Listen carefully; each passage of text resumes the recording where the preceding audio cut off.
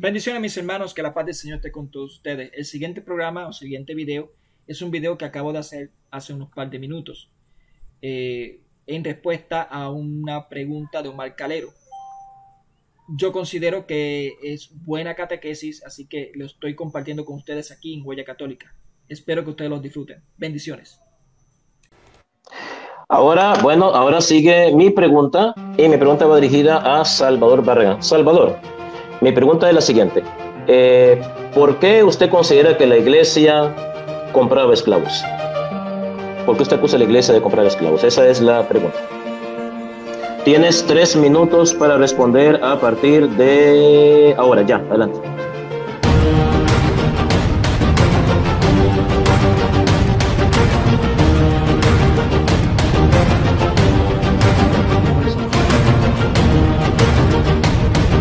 Entonces nosotros hacemos imágenes de ellos porque nos recuerda su testimonio y queremos imitarlos. San Pablo mismo dice: imítenme a mí como yo imito.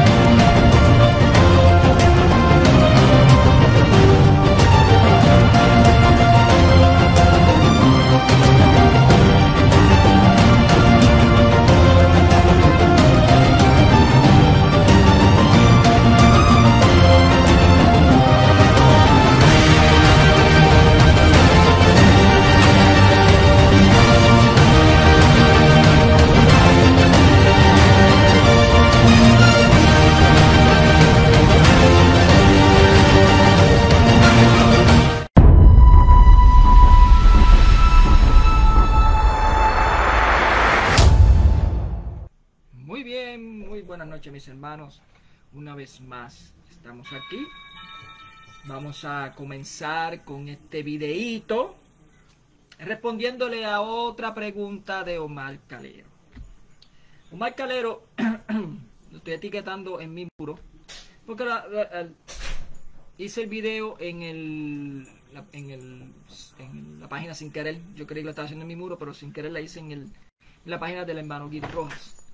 Y no muchos de mis hermanos están suscritos con el canal de el hermano Guido Rojas. Así que por esa razón es que lo estoy haciendo en mi muro y lo estoy en estos momentos compartiendo en el canal, en el foro de el hermano Guido Rojas. Déjame... ¿Dónde está? Permítanme un segundito, hermanitos. Aquí está. Déjenme etiquetar a Omar. ¿Qué es eso?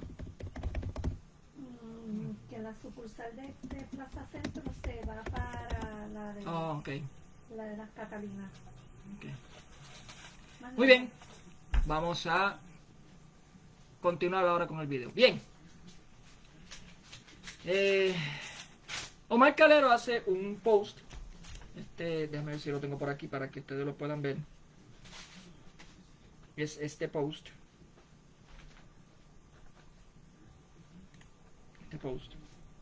Donde él hace una aseveración, o sea, él hace una afirmación ya bastante ridícula. Él afirma de que no es bíblico cuando sí es bíblico, pero bueno. Dice que el purgatorio no es bíblico. Dice, es una doctrina, no del cristianismo.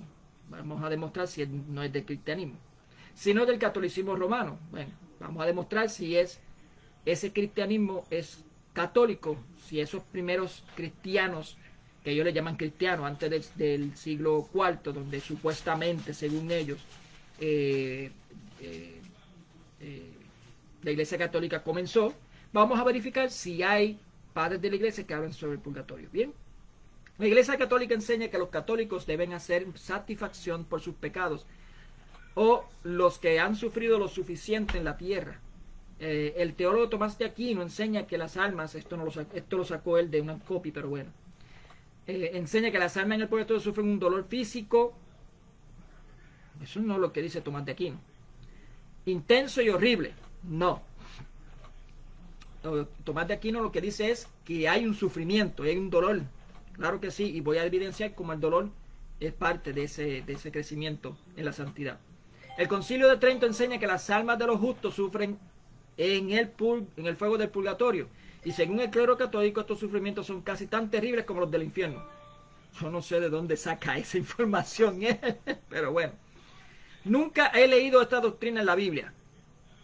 Lo ha leído, que no lo has entendido es otra cosa.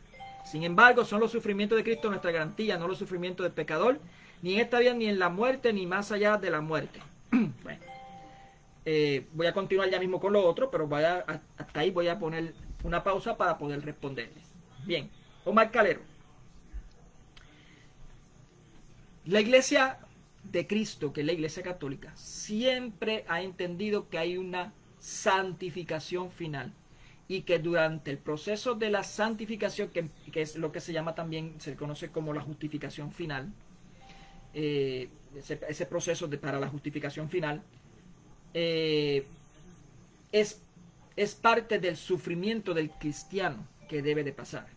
Y eso lo dice claramente en Hebreo capítulo 12, versículo 6. Tantas veces que lo has leído y no sé por qué razón no lo entiendes. Pero bueno, dice: pues a quien ama al Señor le corrige y azota a todos los hijos que reconoce. Sufrís, o sea, dice, sufrís para corrección vuestra. Como a hijos os trata Dios, ¿y qué hijo hay que a quien su padre no corrige? Mas si quedáis sin la corrección, que a todos toca, señal de que sois bastardos y no hijos de Dios. En otras palabras, hay que sufrirlo.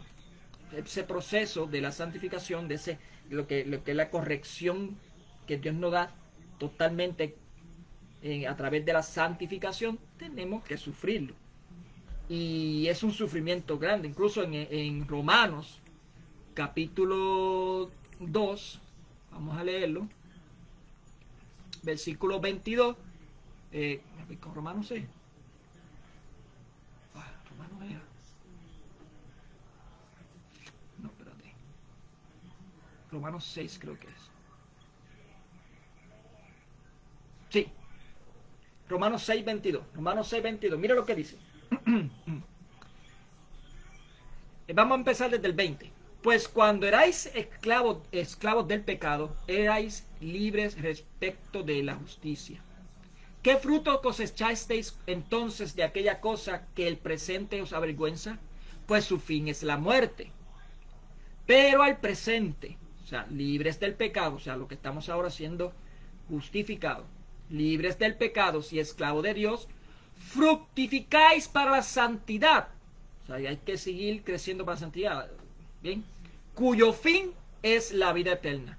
Pues el salario del pecado es la muerte, pero el don de Dios, la vida eterna en Cristo Jesús, nuestro Señor.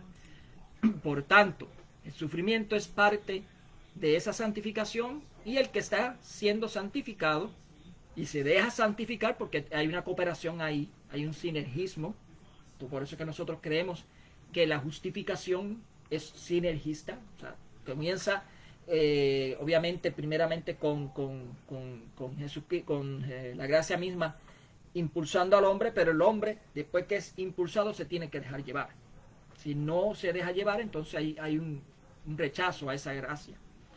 Y ese proceso se llama santificación. Por eso es que nosotros creemos que la salvación es un proceso, porque sin santidad nadie puede ver al Señor.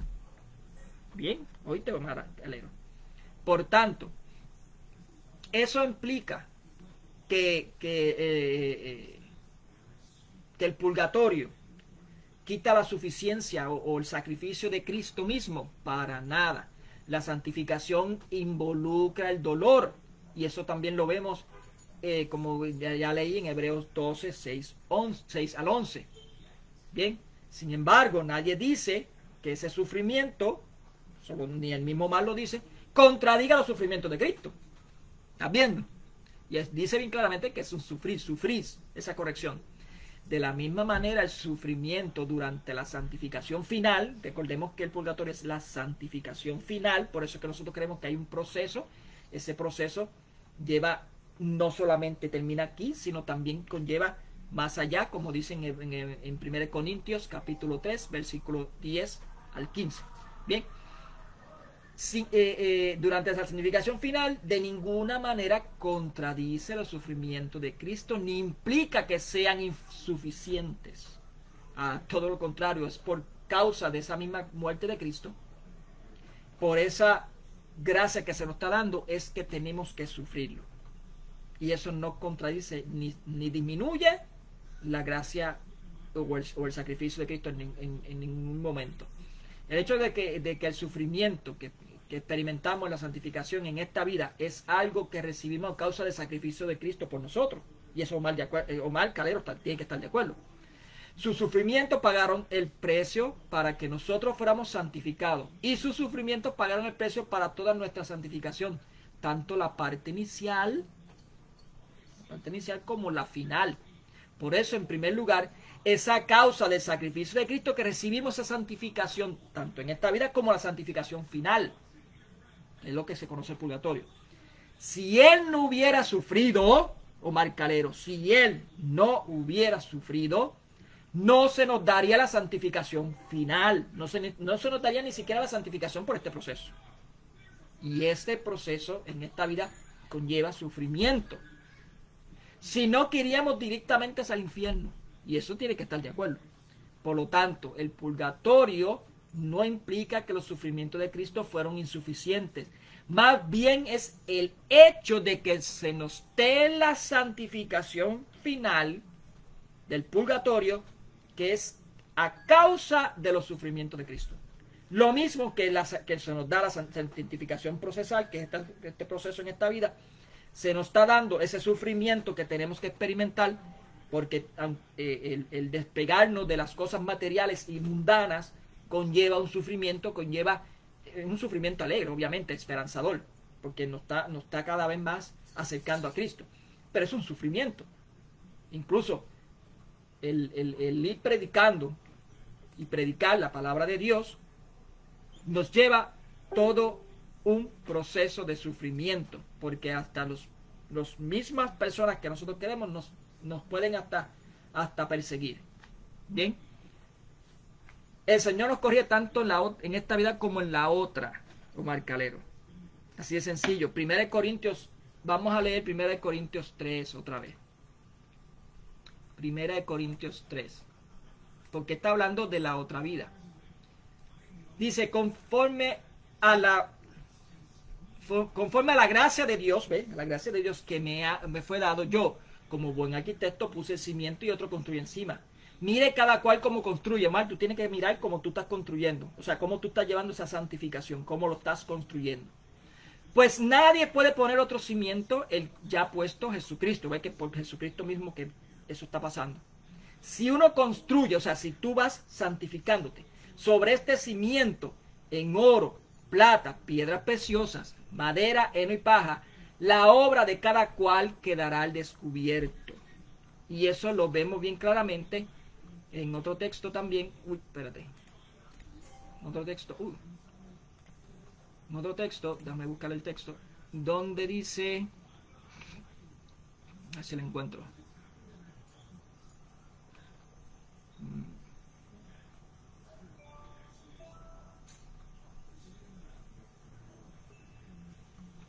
Esto lo dice también en... Wow. Permíteme un segundito en lo que yo consigo el texto.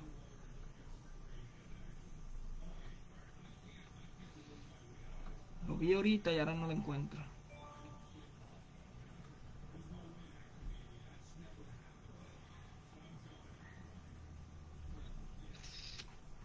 Lo perdí.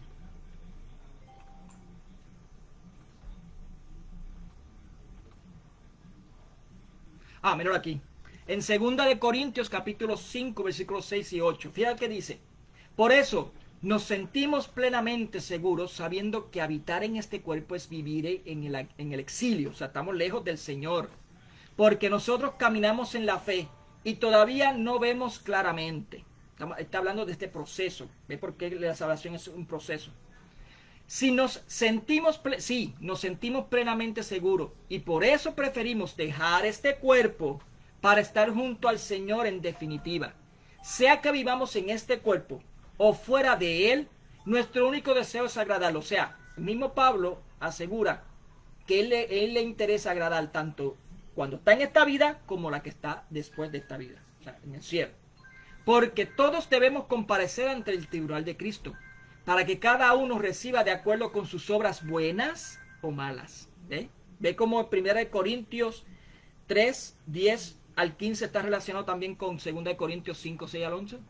Lo que mereció durante esta vida mortal. Por lo tanto, compenetrados del temor del Señor, tratamos de persuadir a los hombres. Dios ya nos conoce plenamente y espero que también ustedes nos conozcan de la misma manera. Por eso es que yo hablé ayer, Omar Calero, y te lo dije bien claramente, que lo que ustedes llaman el tribunal, ante el tribunal de Cristo, es lo que se conoce acá en la Iglesia Católica, lo que es el purgatorio. Porque ese tribunal de Cristo es cuando tú mueras. Fíjate cómo mismo Pablo está diciendo que él desea salir del cuerpo, o sea, está hablando cuando él muera. Entonces, cuando tú mueras, vas a ir ante el tribunal de Cristo.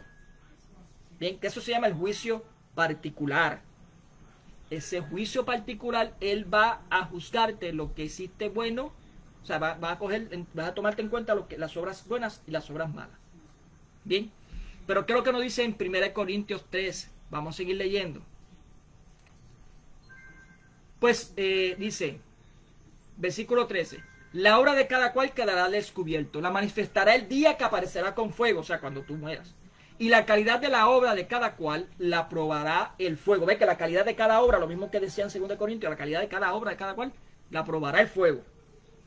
Aquel cuya obra, aquel, habla del individuo, cuya obra construida sobre el cimiento resista, recibirá la recompensa. ¿Cuál es la recompensa? La vida eterna. El paso directamente al santuario, al segundo santuario celestial, al cielo. Bien. Mas aquel cuya obra quede abrasada, sufrirá, ahí la palabra dice, sufrirá el castigo. ¿Te acuerdas lo que yo acabo de leer ¿dónde fue? En Hebreos 12, 6 al 11, Omar Calero. Sufrirá el castigo, o sea, tiene que pasar una corrección. Ese castigo tienes que tenerlo, que corregir, es un castigo. Bien, sufrirá castigo. Sigo leyendo la Sagrada Escritura. Él, la persona otra vez, no obstante quedará salvo. O sea, va a ser salvo, claro que sí. Por eso es el justo, el que está justificado. Pero como quien escapa del fuego. En algunas versiones dice, sufriendo pérdida o convirtiéndose esas obras en ceniza, lo dicen en algunas versiones. Bien, déjame ver si encuentro una versión donde lo dice. A ver.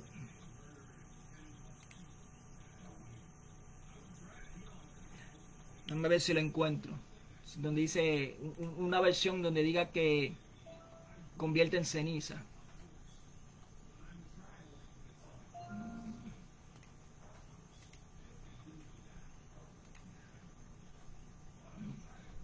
Sí, rapidito no.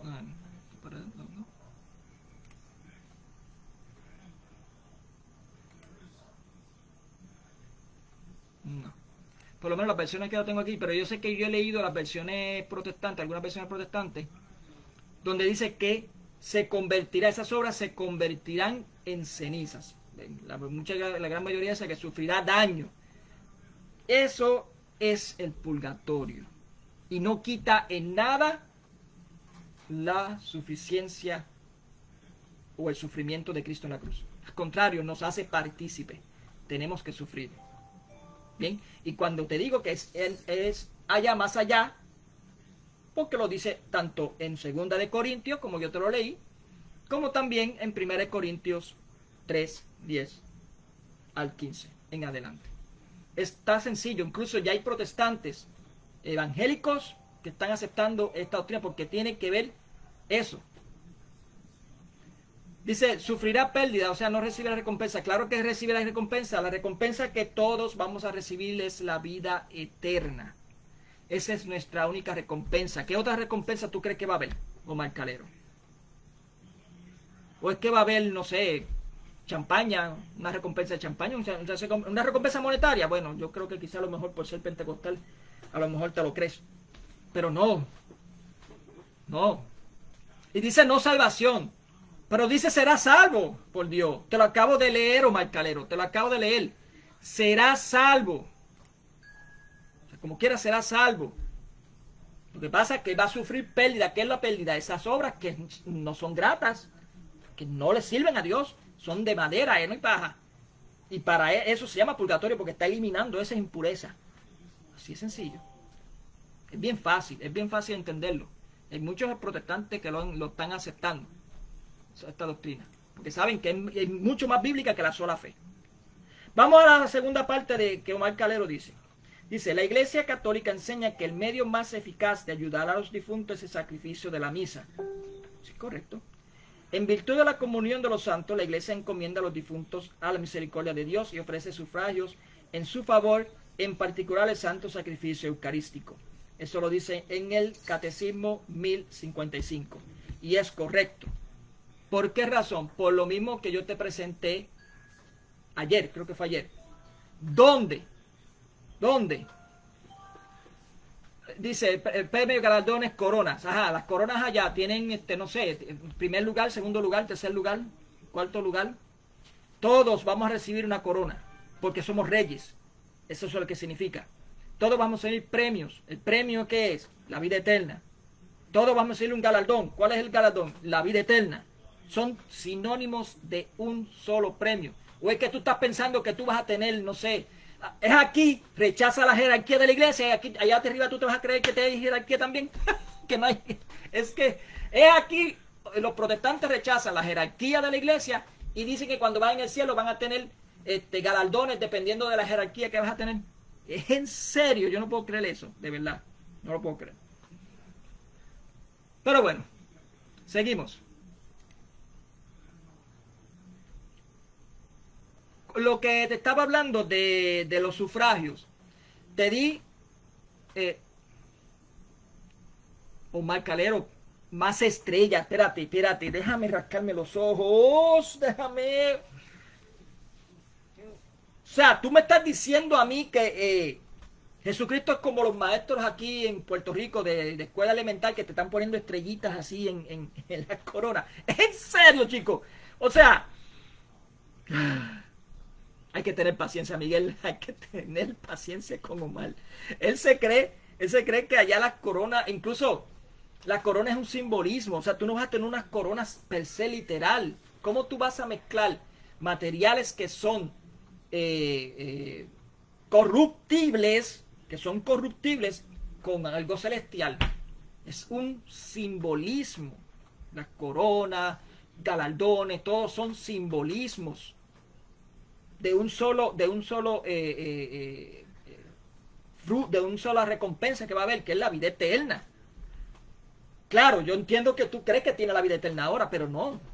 Tu recompensa va a ser esa, la vida eterna. Lo acabo de leer en Romanos capítulo 6, 22. Si no hay santidad, no vas a poder ver al Señor. Así de sencillo. Muy bien, volviendo otra vez con el numeral 1055. Lo mismo que yo te dije el día de ayer con respecto a la Santa Misa, hablando de 1 Corintios capítulo 10, versículo 15, donde indiqué que todos participamos de un mismo pan, y cuando dice todos, hablan de la iglesia, no solamente la que es de aquí de la tierra, sino también la celestial y la del purgatorio, obviamente. Es por esa razón que nosotros podemos interceder, suplicar al Señor a que ese sufragio, no es que saque a alguien del purgatorio, porque el purgatorio no es un lugar, es un estado de transición, como yo te dije, una santificación final, pero es sufrimiento.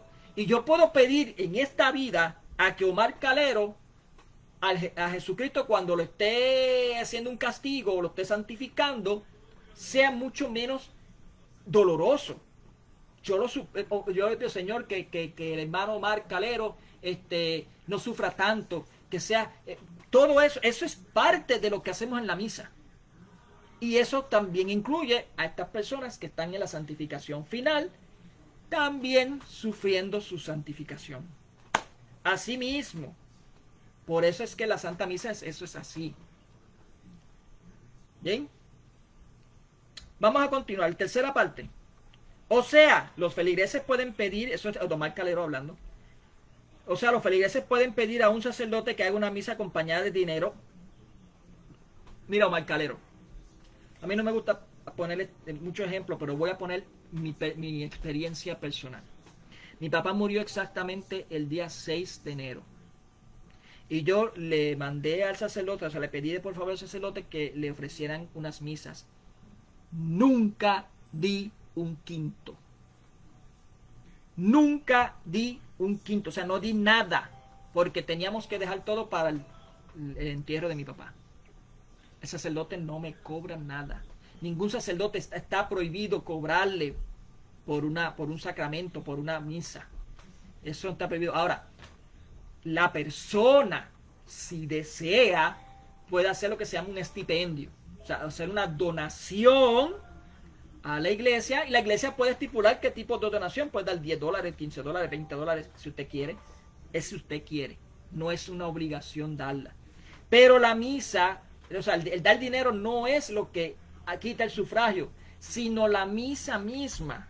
Las rogativas que se hacen en la misa, en la Eucaristía completa. Porque la Eucaristía, la Santa Misa, que es toda celebración eucarística, es toda una liturgia de oración, una petición, cumpliendo lo que dice en Malaquías capítulo 1, versículo 11. ¿Bien? Así que ya está respondido esa tercera respuesta. Dice que también que cuál es el fundamento bíblico para que un sacerdote sepa si una persona está o no está en el purgatorio. No, ninguno. O sea, no sabemos. En eso tengo que decirlo. Nosotros no sabemos quién está en el purgatorio y quién no está. Por eso es que rogamos por todos los difuntos. Omar Calero. Por todos. Oramos por todos. Hay personas que fueron muy santas. Por ejemplo, te puedo hablar del Padre Pío. Padre Pío fue una persona muy santa en esta tierra. Tan santa es que él tenía los dones de saber los pecados de cada cual. Tenía ese don, el don de la bilocación, todo eso. Pero siempre se oró por él. O sea, siempre, no, es que no, Omar Calero, no es que no ordenó, es que no se supone que se cobre. Nunca se ha cobrado. Nunca. Son estipendios. La iglesia pide, o sea, no pide. La iglesia puede recibir lo que una persona quiera dar. Y ese dinero de estipendio se envía a las monjitas que están en un hospital, o se le envían a instituciones que son para caridad también. Ese dinero nunca lo toma la iglesia, ni el sacerdote lo toma para sí mismo. No es como los pastores protestantes que lo hacen. Bien. Cuarta parte. Dice el... A ver. Ok, aquí está hablando, él le pone, mira, voy por aquí. Por esta parte. Omar Calero pone el numeral 1023, indicando: los que mueren en la gracia y la amistad de Dios y están perfectamente purificados viven para siempre con Cristo. Es lo que dice en el versículo 4 de 1 Corintios 10. Son para siempre semejantes a Dios, por lo que ven tal cual es. Exacto, así mismo es, son semejantes a Dios. No son una aparente semejanza de Dios como ustedes creen en tu justificación extra nos. Bien. ¿Y cómo sabe un sacerdote que la persona que muere en la gracia y la amistad de Dios? Tampoco sabemos. No lo sabemos. Por eso es que vuelvo y repito. Oramos por todos. Es por todos. O sea, no por unos pocos, no. Es por todos. ¿Y cómo saben cuando la persona muere en pecado mortal? No lo sabemos tampoco. Por eso es que oramos por todos. Es mejor orar por todos que no orar por alguien. O sea, hay que orar por todos. ¿Bien? Si muere en pecado mortal, no hay por qué realizar misas. Es que no sabemos quién muere en pecado mortal. No lo sabemos. ¿Bien? Pero yo veo que todos los que mueren, sus familiares le llevan a la iglesia y ofrecen una misa. Exacto, porque no sabemos. O sea, el corazón de Dios, o sea, la mentalidad de Dios es muy distinta a nosotros. Él sabe todo. Nosotros no. ¿Bien? ¿O es que todos los católicos no mueren en pecado mortal? No, tienen que haber algunos que mueren en pecado mortal. O mal. Algunos pueden morir en pecado mortal. Incluso la justificación final es esa. hay un erudito protestante, no me acuerdo cómo se llama. Bueno, estoy tratando de acordarme. Él habla sobre Romanos capítulo, creo que capítulo 5, creo que, o el capítulo 6, no, capítulo 4 creo que es. Y él indica, capítulo 4 es. Bueno, donde dice el texto que dice que es que somos salvados por gracia y no por obras de la ley. Bueno, ese texto. Él indica que ese texto, así dice bien claramente, que ese texto está hablando de la justificación final. No habla en ningún momento de la justificación inicial. No habla en ningún momento de la justificación final. Y así lo dice el erudito protestante. Cuando lo tenga yo te lo pongo, ¿ok? Bien. No se pierde, en ningún momento se pierde el tiempo, Marcalero. Por eso, porque toda la oración va no solamente a esa persona que se pide, sino a todos los que están en el purgatorio. Por eso que dice, saca las almas santas del purgatorio y rogar por ellas mi buen. Saca las almas, plural. ¿Bien? Por eso es que se pide.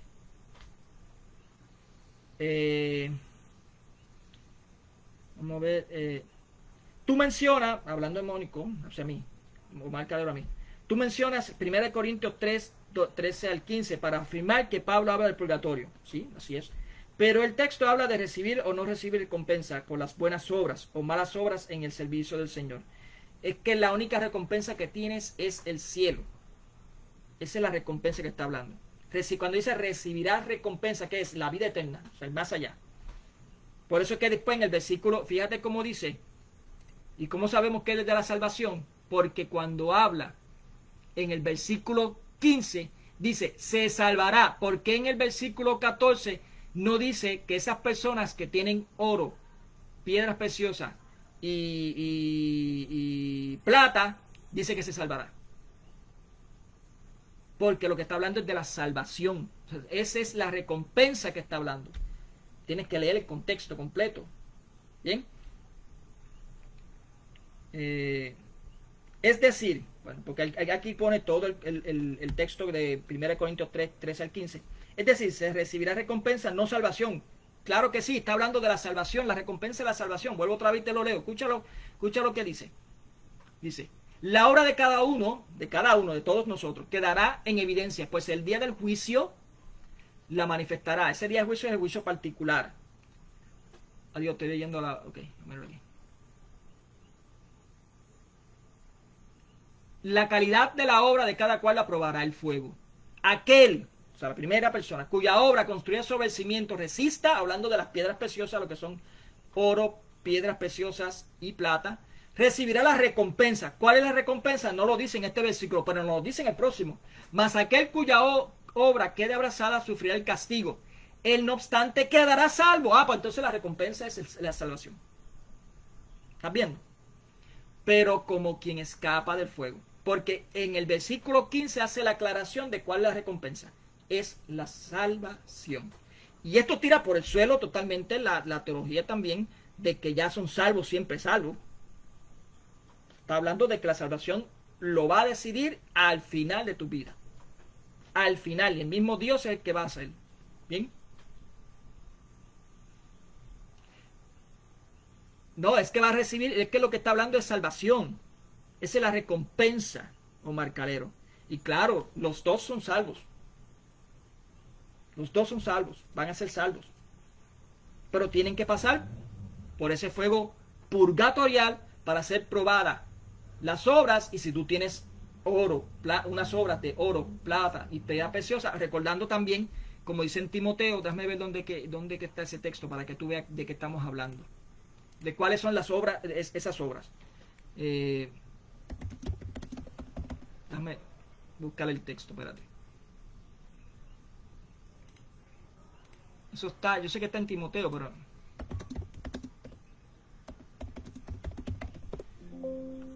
Segunda de Timoteo 2:20. Mira lo que dice, mira. Escúchate esto, Omar. En una casa grande no hay solamente utensilios de oro y de plata, sino también de madera y barro. Fíjate que son los mismos utensilios que está utilizando, o sea, los mismos materiales que dice en 1 Corintios 3, 10 al 15. Y unos son para usos nobles y otros para usos viles. ¿Cuáles son los usos nobles? Los que son oro y plata. ¿Cuáles son los usos viles? Los que son madera y barro. Bien. Si pues alguno se mantiene limpio de estas faltas, será un utensilio para uso noble. O sea, tiene oro y plata. Santificado y útil para su dueño, dispuesto para toda obra buena. ¿Y cuáles son los que nos está pidiendo que debemos de purificarnos? Huye de las pasiones, versículo 22, huye de las pasiones juveniles. Vete al alcance de la justicia, de la fe, de la caridad, de la paz, en unión de los que invocan al Señor con corazón puro. Evita las discusiones necias y estúpidas. Tú sabes bien que engendran altercados. Y a un siervo del Señor no le conviene altercar, sino ser amable con todos, pronto a enseñar, sufrido otra vez, sufrido, y que corrija con mansedumbre a los adversarios. Eso es lo que estoy haciendo contigo, Omar Calero. Por si Dios les otorga la conversión, que les haga conocer plenamente la verdad y volver al buen sentido, librándose de los lazos del diablo que los tiene cautivos, rendidos a su voluntad. ¿Ves cómo los utensilios viles, los que no son nobles, está mencionado ahí? Eso es lo que está hablando de esas obras, unas obras que no son gratas para Dios. Eso es lo que está hablando. ¿Ves cómo hay un paralelo de las dos? O sea, está más que claro de que el purgatorio sí es bíblico. Y voy a evidenciar ahora cómo los primeros cristianos eran católicos, apostólicos y romanos también. Acuérdense que romano no es porque necesariamente tenemos el rito allá, romano es por el rito latino. ¿Ok?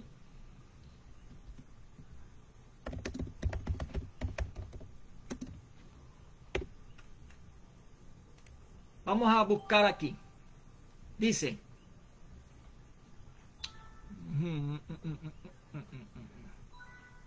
Clemente de Alejandría. Clemente de Alejandría, mira lo que dice en sus Stromata, libro 4, capítulo 14. Bien, mira lo que dice. El creyente a través de gran disciplina. ¿Ves que está hablando de disciplina, Omar Calero? ¿Ves cómo mi interpretación es la misma que creían los padres de la iglesia? Y no es mi interpretación porque yo estoy repitiendo lo que dicen estos padres de la iglesia, lo que han dicho a través de la iglesia siempre. Bien. El creyente a través de gran disciplina se despoja de sus pasiones y pasa a la mansión mejor que la anterior. Pasa por el mayor de los tormentos, tomando sobre sí el arrepentimiento de las faltas que pudiera ser cometida después de su bautismo. Es torturado entonces todavía más al ver que no ha logrado lo que otros ya han adquirido. ¿Ve que hay un sufrimiento en esta vida? Eso no quita en ningún momento el sacrificio de Cristo. Los mayores tormentos son asignados al creyente porque la justicia de Dios es buena y su bondad es justa. Y estos castigos completan el curso de la expiación y purificación de cada uno. No lo dije yo, lo dice Clemente de Alejandría, lo evidencié por la Biblia primero y ahora lo estoy evidenciando por los padres de la iglesia. En el mismo Stromata, mira lo que dice más adelante. Pero nosotros decimos que el fuego santifica no la carne, sino las almas pecadoras, refiriéndose no al fuego vulgar, sino al de la sabiduría que penetra el alma que pasa por el fuego. ¿Ven? El alma, la sabiduría de Dios, esa alma pasa a través del fuego. ¿Ven? Purgatorio. Tertuliano, mira qué interesante este de Tertuliano. Tertuliano dice en su tratado sobre el alma, en el capítulo 58, dice: por esto es muy conveniente que el alma, sin esperar a la carne, o sea, ya saliendo de la carne, sufre un castigo por lo que haya cometido sin la complicidad de la carne. E igualmente es justo que en recompensa de los buenos y piadosos pensamientos que ha tenido sin cooperación de la carne, reciba consuelo sin la carne. Más aún, las mismas obras realizadas con la carne, ella es la primera en concebir, disponer, ordenar y ponerlas en acto. Y aún aquellas cosas en que ella no consiente en ponerlas en obra, es, sin embargo, la primera en examinar lo que luego efectuará el cuerpo. En fin, la conciencia no será nunca posterior al hecho. Por consiguiente, También desde este punto de vista es conveniente que la substancia que ha sido la primera en merecer la recompensa, hablando del alma, sea también la primera en recibirla. En una palabra, ya que por este calabozo que nos enseña el Evangelio entendemos el infierno, ya que por esta deuda que hay que pagar hasta el último maravedí, comprendemos que es necesario purificarse en esos mismos lugares de las faltas más ligeras. En el intervalo que inedia antes de la resurrección, nadie podrá dudar que el alma reciba ya algún castigo en el infierno, aquí le habla del infierno que es el Hades, sin perjuicio de la plenitud de la resurrección, aunque recibirá la recompensa justamente en la carne.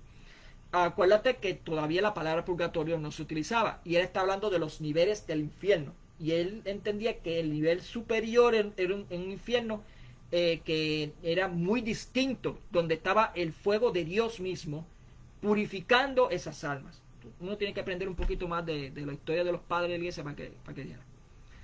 Él también dice más adelante: al dejar su cuerpo nadie va inmediatamente a vivir en la presencia del Señor, excepto por la prerrogativa del martirio, pues entonces adquiere una morada en el paraíso, no en las regiones inferiores. Bien. Y mira lo que dice Tertuliano también, estamos hablando antes del siglo III, bien, antes del siglo IV más todavía. Ciertamente, ella ruega por el alma de su marido, pide que durante este intervalo él pueda hallar descanso y participar de la primera resurrección. Ofrece cada año el sacrificio en el aniversario de su dormición. Esto lo dice mismo Tertuliano en La Monogamia, el libro, en su obra La Monogamia, hablando de esa persona que murió. O sea que ya la rogativa, estamos hablando de la iglesia primitiva, rogaría por las almas de las personas que mueren, existía.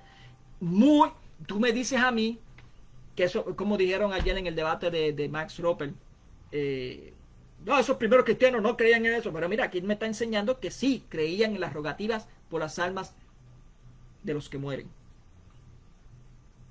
Esto es solamente y lo hace la iglesia católica apostólica, no la protestante, no la luterana, no la anglicana, aunque yo sé que hay algunos luteranos que todavía lo hacen, los ortodoxos lo hacen también, así que bien. Voy a hablar de Cipriano de Cartago. Escucha lo que dice Cipriano de Cartago. Una cosa es pedir perdón, otras cosas alcanzar la gloria. Una cosa es estar prisionero sin poder salir hasta que haya sido pagado el último centavo, y otra es recibir al mismo tiempo el salario de la fe y el valor. Una cosa es ser torturado con el largo sufrimiento por los pecados para ser limpiado y completamente purgado por el fuego. Otra es haber sido purgado de todos los pecados por el sufrimiento. Una cosa es estar en suspenso hasta la sentencia de Dios en el día de juicio. Otra, ser coronado por el Señor. Mira que te habla de corona, hablando de la vida eterna. Bien. Y fíjate que también Cipriano de Cartago, mira lo que dice Cipriano de Cartago, es muy interesante. En su libro, Epístola 33, parte 3, mira lo que dice. No, sí, parte 3 dice: ofrecemos por ellos, por los que murieron, sacrificio, como acordáis, siempre que en la conmemoración anual celebramos los días de la pasión de los mártires. Ve, Omar Calero, esta iglesia de Cristo es católica. Ustedes se alejaron de toda esta ortodoxia. Y eso, a mí lo que me sorprende es que yo tuve por muchos años, cuando yo era muchachito, escuchando a ustedes, protestantes, diciendo que ustedes son la iglesia de Cristo y que ustedes son los ortodoxos, o sea, porque buscan esa ortodoxia, esa iglesia primitiva, pero cada vez están más alejados de esa iglesia primitiva. Mucho más alejados. ¿Ven?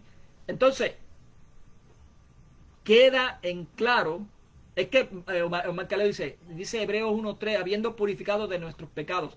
Omar Calero, tú lo que pasa es que estás poniendo tu justificación extra nos en la Biblia, y eso no es así. La Biblia me enseña a mí que lo único que nos ha perdonado son los pasados y los presentes, o sea, lo que nosotros estamos pidiendo perdón. Los futuros no son perdonados porque los futuros no sabemos, no lo hemos hecho todavía. Tenemos que pedir perdón. Entonces lo que nos ha perdonado son los pecados pasados. Y así lo dice la Biblia.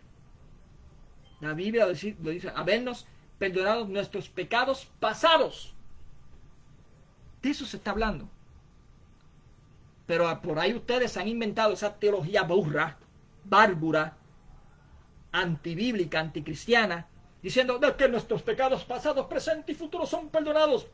Miércoles, por no decir otra palabra. Miércoles. Nuestros pecados pasados sí. Los presentes tienes que pedirle perdón, tienes que arrepentirte. Y los futuros no lo hemos hecho. Tenemos que, cuando llegue el momento, tenemos que pedirlo. Así de sencillo. Sin ese proceso de santificación, tampoco vas a ver al Señor. Bueno, yo creo que con esto, no sé, hermano Miguel, se me escapa algo. Usted me dirá, hermano René, usted me dirá si qué más puedo dar. Creo que di bastante y puedo hablar. Mira, Marcalero, no terminé ese periodo del Cátego. Si periodo del Cátego no tiene 1, 2, 3, 4, 5 textos más que hablan sobre el purgatorio. Orígenes, ni que se diga.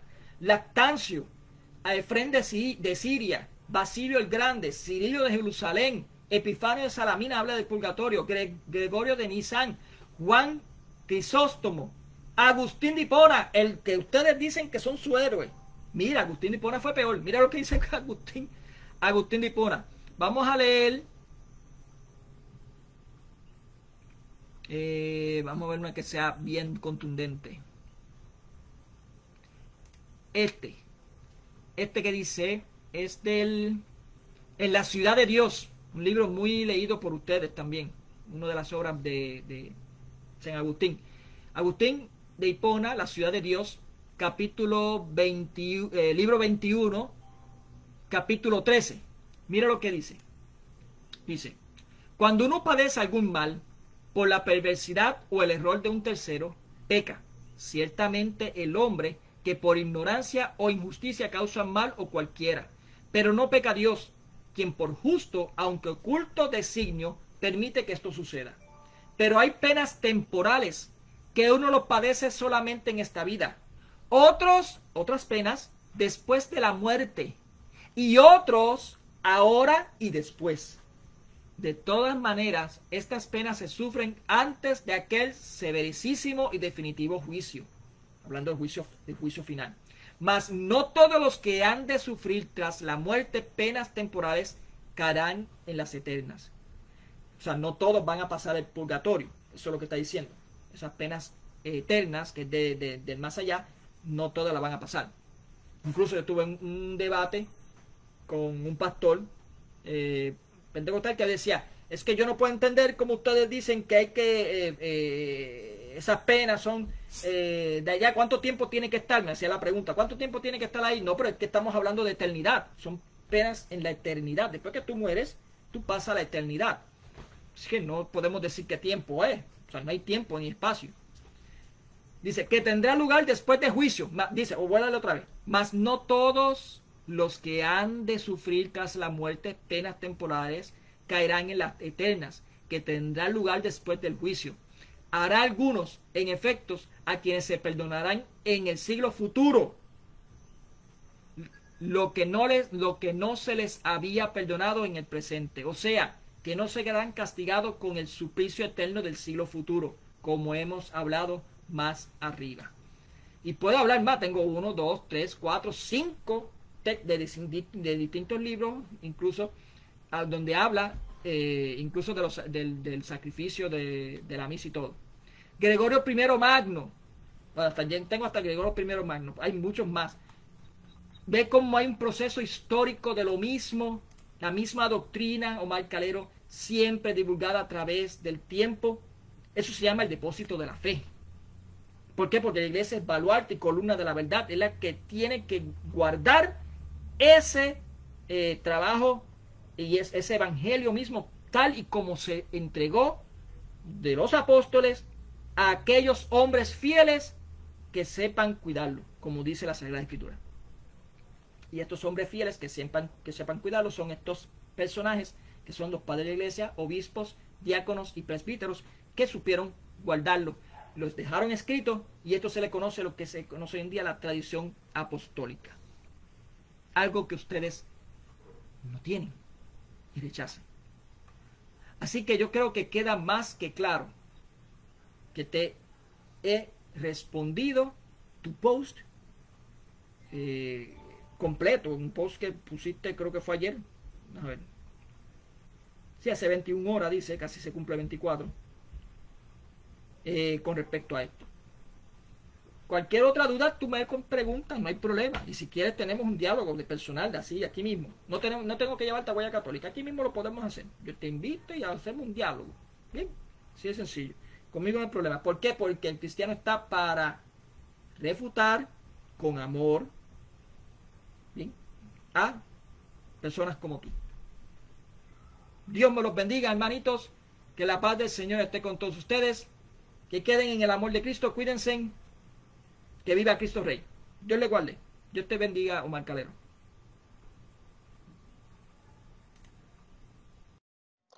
Ahora sigue mi pregunta, y mi pregunta va dirigida a Salvador Barragán. Salvador, mi pregunta es la siguiente.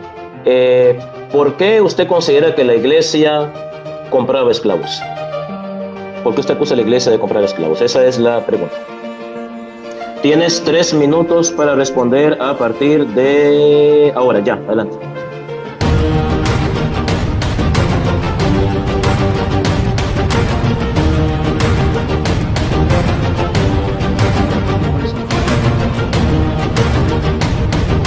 Entonces nosotros tenemos imágenes de ellos porque nos recuerda su testimonio. Y queremos imitarlos. San Pablo mismo dice, imítenme a mí como yo imito